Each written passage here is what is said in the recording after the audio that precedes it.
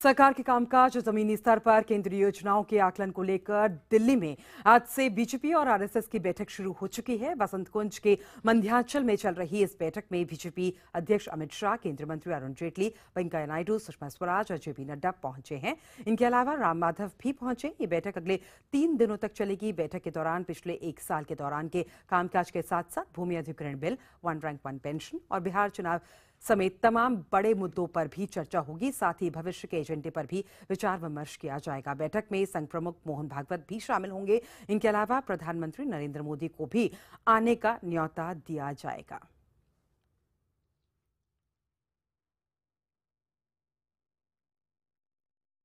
तो बैठक में भविष्य के एजेंडे पर यहां पर चर्चा होगी और ये 3 दिनों तक ये बैठक चलने वाली है। आसार ये हैं कि प्रधानमंत्री नरेंद्र मोदी कल इस बैठक में पहुंच सकते हैं, लेकिन वहीं आज बीजेपी अध्यक्ष अमित शाह और तमाम बड़े नेता जो हैं वो इस बैठक में पहुंच चुके हैं। और किस तरीके का कामकाज हुआ है पिछले 1 साल में एनडीए सरकार का, इस पूरे यहां पर इस मुद्दे पर चर्चा की जाएगी। साथ ही अलग अलग जो यहाँ पे मुद्दे आए, चाहे वो 1 रैंक 1 पेंशन हो, भूमि अधिग्रहण बिल हो, उन तमाम चीजों पर यहां पर चर्चा की जाएगी। और हमारे साथ सीधे जुड़ रहे हैं हमारे राजनीतिक संपादक अमिताभ सिन्हा और साथ ही हमारे संवाददाता विक्रांत यादव हमारे साथ इस वक्त जुड़ चुके हैं। सबसे पहले चलते हैं विक्रांत यादव के पास, जो इस वक्त स्पॉट पर मौजूद है। विक्रांत, आप वहां पर मौजूद हैं, ये बैठक वहां पर शुरू हो चुकी है। क्या क्या वहां पर जो मुद्दे हैं उन पर चर्चा की जाएगी, उन मुद्दों के अलावा जो अभी हमने यहाँ पर बताए?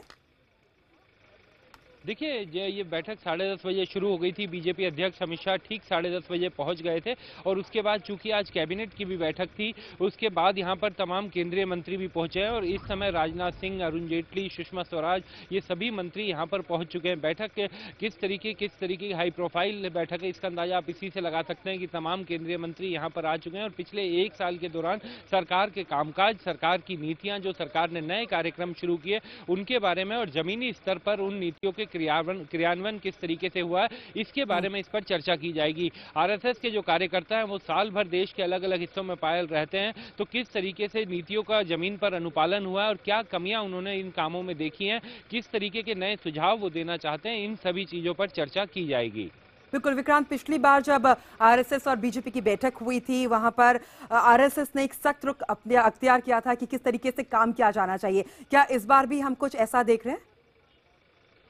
देखिए, जब भी आपने ये हमेशा नोटिस किया होगा कि आरएसएस जो है वो कभी भी पब्लिक गैदरिंग में सार्वजनिक तरह से अपनी जो शिकायतें या चिंताएं होती हैं वो जाहिर नहीं करता, लेकिन इस तरीके की जो बैठक होती है, जो समन्वय बैठक होती है जिसमें पार्टी और संघ के बीच कोऑर्डिनेशन किया जाता है, उसमें संघ जरूर अपनी चिंताएं और जो चीज़ें उसे लगती हैं कि इससे सरकार की छवि या पार्टी की छवि पर असर पड़ रहा है और जनता में उसका ठीक संदेश नहीं जा रहा, उसको लेकर के जरूर वो अपनी राय जाहिर करता है। इस मामले अगर हम बात करें कि तमाम ऐसे बड़े मुद्दे हैं जिस पर इस बार चर्चा होनी है, जैसे भूमि अधिग्रहण बिल, उस पर संघ से जुड़े हुए कई संगठनों की अपनी चिंताएं थी, अपना विरोध भी था और जिसके बाद सरकार 3 बार अध्यादेश लाई लेकिन चौथी बार अध्यादेश नहीं लेकर के आई।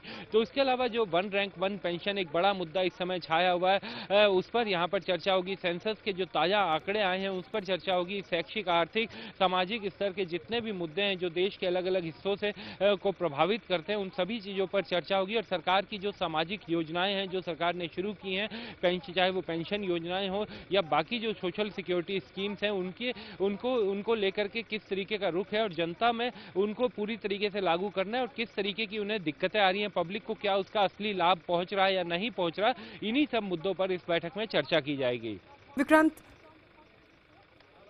आप हमारे साथ बने रहिए। हमारे साथ हमारे राजनीतिक संपादक अमिताभ सिन्हा भी इस वक्त मौजूद है। अमिताभ, ये 1 साल में किस तरीके से इस एनडीए सरकार ने काम किया, यहाँ पर चर्चा होगी जैसा कि विक्रांत भी बता रहे थे और तमाम मुद्दे हैं, लेकिन सरकार और बीजेपी किस तरीके से इस बैठक के लिए पूरी तरीके से प्रिपेयर्ड है, किस तरीके की प्रिपरेशन सरकार की तरफ से की गई है? देखिए, पूरे संघ और संगठन, जो संगठन है और सत्ता, इन दोनों के बीच समन्वय के लिए ऐसी बैठकें हमेशा होती रहती हैं और होती आई हैं। अटल बिहारी वाजपेयी के दौर में भी प्रधानमंत्री से लेकर तमाम मंत्री इसमें शामिल हुआ करते थे। लालकृष्ण आडवाणी भी इस बैठक में जाया करते थे तमाम पार्टी के नेताओं के साथ साथ। तो ऐसी बैठकें संगठन और सत्ता के लिए कोई अजूबा नहीं है, कम से कम बीजेपी और संघ के लिए। लेकिन ये बैठक इसलिए अहम मानी जा रही है क्योंकि इसमें आरएसएस के तमाम संगठन, विश्व हिंदू परिषद हो, चाहे वनवासी कल्याण आश्रम हो, इन तमाम संगठनों के प्रतिनिधि इस संघ बैठक में मौजूद हैं, वो सरकार को फीडबैक देंगे कि आपके एक साल में योजनाएं कहां से कहां तक पहुंची हैं, जनता में आपका क्या फीडबैक है। तो एक जनता का फीडबैक जो सही फीडबैक जो होता है वो सरकार तक पहुंचेगा। सरकार के कौन से मंत्री कैसा काम कर रहे हैं उनका भी मंथन होगा। तो जाहिर तौर पर सरकार को अपने जो कमियां हैं उनके बारे में जनता के फीडबैक से पता चलेगा। उन कमियों को दूर करने में जो रास्ते हैं, जो रास्ते सुझाए जाएंगे उस पर अमल करने की प्रक्रिया शुरू होगी। और दूसरा, सत्ता और संगठन के बीच समन्वय कैसे हो, कैसे दोनों मिलजुल कर आगे बढ़ें, कैसे अगर सरकार कोई नीति बना रही है, कोई नई घोषणा कर रही है, उसको जनता के बीच कैसे पहुंचाया जाए, इन सब के बीच समन्वय का काम होगा। तो कुल मिलाकर पूरे साल के कामकाज का लेखा जोखा जब संघ और संघ के संगठन प्रस्तुत करेंगे और सरकार के मंत्रियों को बताएंगे कि आपने कैसी गलतियां की हैं या क्या अच्छे काम किए हैं, तो आगे के लिए एक दिशा जरूर मिलेगी और इस 3 दिन के मंथन के बाद आगे के लिए दिशा जरूर तय हो जाएगी। बहुत बहुत शुक्रिया विक्रांत, आपका भी और अमिताभ आपका भी हमारे साथ जुड़ने के लिए और तमाम जानकारी देने के लिए।